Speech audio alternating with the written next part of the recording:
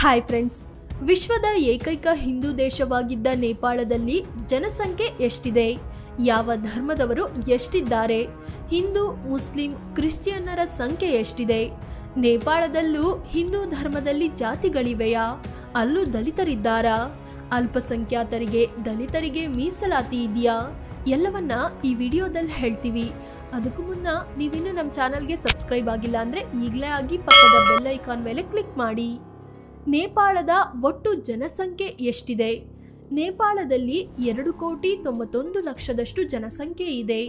ಮಹಿಳೆಯರು 1,49,00,000 ಇನ್ನು ಪುರುಷರು 1,42,00,000 ಇದ್ದಾರೆ. ಅಂದರೆ ಪುರುಷರಿಗಿಂತ ಮಹಿಳೆಯರ ಸಂಖ್ಯೆಯೇ ನೇಪಾಳದಲ್ಲಿ ಜಾಸ್ತಿ ಇದೆ. ಯಾವ ಧರ್ಮದವರು ಎಷ್ಟಿದ್ದಾರೆ? ಭಾರತದಂತೆಯೇ ನೇಪಾಳದಲ್ಲಿ ಹಿಂದೂಗಳ ಜನಸಂಖ್ಯೆ ಜಾಸ್ತಿ ಇದೆ. ಜೊತೆಗೆ ಮುಸ್ಲಿಮರು, ಕ್ರಿಶ್ಚಿಯನ್ನರು, ಬೌದ್ಧರು ಕೂಡ ಇದ್ದಾರೆ. ಹಿಂದೂಗಳು 81.19% ಅಂದರೆ 2,36,00,000 ಎರಡನೇ ಪ್ಲೇಸ್ನಲ್ಲಿ ಬೌದ್ಧ ಧರ್ಮ ಬರುತ್ತೆ. ಇವರು 8.2% ಅಂದರೆ 24,00,000 ಜನಸಂಖ್ಯೆ ಹೊಂದಿದ್ದಾರೆ. ಮೂರನೇ ಪ್ಲೇಸ್ನಲ್ಲಿ ಇಸ್ಲಾಂ ಇದ್ದು 5% ಅಂದರೆ 15,00,000 ನಾಲ್ಕನೇ ಪ್ಲೇಸ್ನಲ್ಲಿ ಕಿರಾತ್ ಅನ್ನೋ ಒಂದು ಸಮುದಾಯವಿದ್ದು ಇವರ ಜನಸಂಖ್ಯೆ 3% ಅಂದರೆ 9,00,000 ಕ್ರಿಶ್ಚಿಯನ್ನರು 1.76% ಅಂದರೆ 5,00,000 ಇತರರು 0.65% ಅಂದರೆ 1,75,000 ಹಿಂದೂ ಧರ್ಮದಲ್ಲಿ ಜಾತಿಗಳಿವೆಯಾ? ಭಾರತದ ಹಿಂದೂ ಸಮಾಜದಲ್ಲಿರೋ ಹಾಗೆಯೇ ನೇಪಾಳದ ಹಿಂದೂಗಳಲ್ಲೂ ಜಾತಿ ವ್ಯವಸ್ಥೆ ಇದೆ. ಬ್ರಾಹ್ಮಣ, ಕ್ಷತ್ರಿಯ, ವೈಶ್ಯ, ಶೂದ್ರ ಅನ್ನೋ ವರ್ಣಗಳ ಆಧಾರದಲ್ಲಿ ಜಾತಿಗಳಿವೆ. ಹೆಸರು ಬೇರೆ ಬೇರೆ ಇವೆ ಅಷ್ಟೇ. ಚೇಟ್ರಿ, ಬ್ರಾಹ್ಮಣ, ಮಗರ್, ಥಾರು, ತಮಂಗ್, ನೆವಾರ್, ಕಮಿ, ಚಮರ್, ಯಾದವ್, ಠಾಕೂರ್ ಅನ್ನೋ ಸಮುದಾಯಗಳಿವೆ. ಇಲ್ಲೂ ಕೂಡ ಬ್ರಾಹ್ಮಣರೇ ದೇವಸ್ಥಾನಗಳಲ್ಲಿ ಪೂಜೆಯನ್ನ ಮಾಡ್ತಾರೆ. ಭಾರತದಲ್ಲಿರುವಂತೆ ನೇಪಾಳದಲ್ಲೂ ಇವತ್ತಿಗೂ ಜಾತಿಯ ಆಧಾರದಲ್ಲಿ ಮೇಲು ಕೀಳು ಅಂತ ತಾರತಮ್ಯ ಮಾಡಲಾಗುತ್ತೆ. ನೇಪಾಳದಲ್ಲಿ ದಲಿತರ ಪರಿಸ್ಥಿತಿ ಹೇಗಿದೆ? ಭಾರತದಲ್ಲಿರುವಂತೆ ನೇಪಾಳದಲ್ಲೂ ದಲಿತ ಸಮುದಾಯವಿದೆ.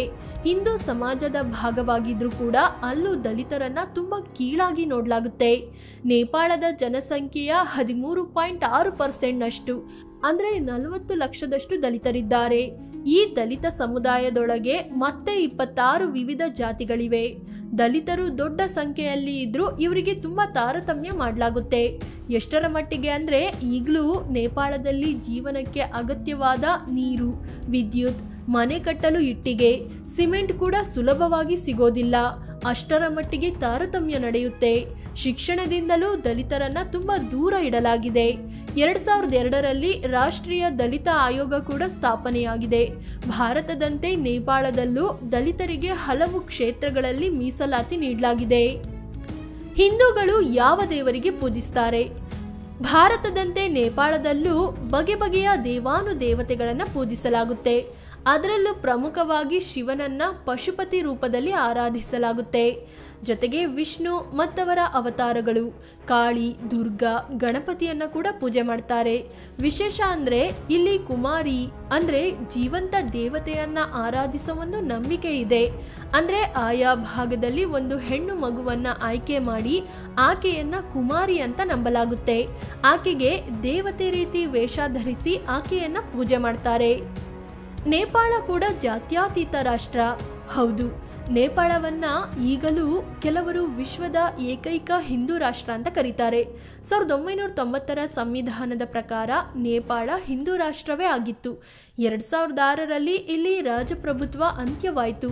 2007ರಲ್ಲಿ ತಾತ್ಕಾಲಿಕವಾಗಿ ತಂದ ಹೊಸ ಸಂವಿಧಾನದಲ್ಲಿ ನೇಪಾಳವನ್ನ ಜಾತ್ಯತೀತ ದೇಶ ಅಂತ ಘೋಷಿಸಲಾಯಿತು.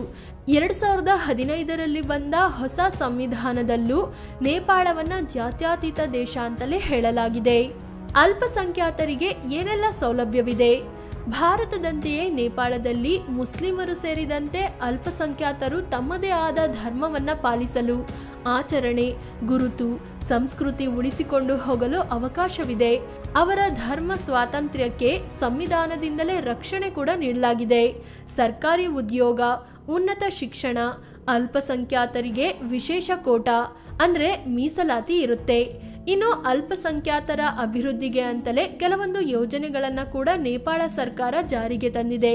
ಹೆಚ್ಚು ಕಡಿಮೆ ಭಾರತದ ರೀತಿಯಲ್ಲೇ ಅಲ್ಪಸಂಖ್ಯಾತರಿಗೆ ಕೆಲವೊಂದು ವಿಶೇಷ ಸವಲತ್ತುಗಳನ್ನು ಕೊಡಲಾಗಿದೆ.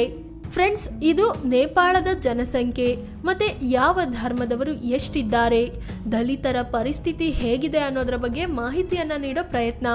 ಈ ಬಗ್ಗೆ ನಿಮ್ಗೇನನ್ಸುತ್ತೆ ಅಂತ ಕಾಮೆಂಟ್ ಮಾಡಿ ಹೇಳಿ. ಅದೇ ರೀತಿ ನೀವಿನ್ನೂ ನಮ್ಮ ಚಾನಲ್ಗೆ ಸಬ್ಸ್ಕ್ರೈಬ್ ಆಗಿಲ್ಲ ಅಂದರೆ ಈ ಕೂಡಲೇ ಆಗಿ ಪಕ್ಕದ ಬೆಲ್ ಐಕಾನ್ ಮೇಲೆ ಕ್ಲಿಕ್ ಮಾಡಿ. ಧನ್ಯವಾದ.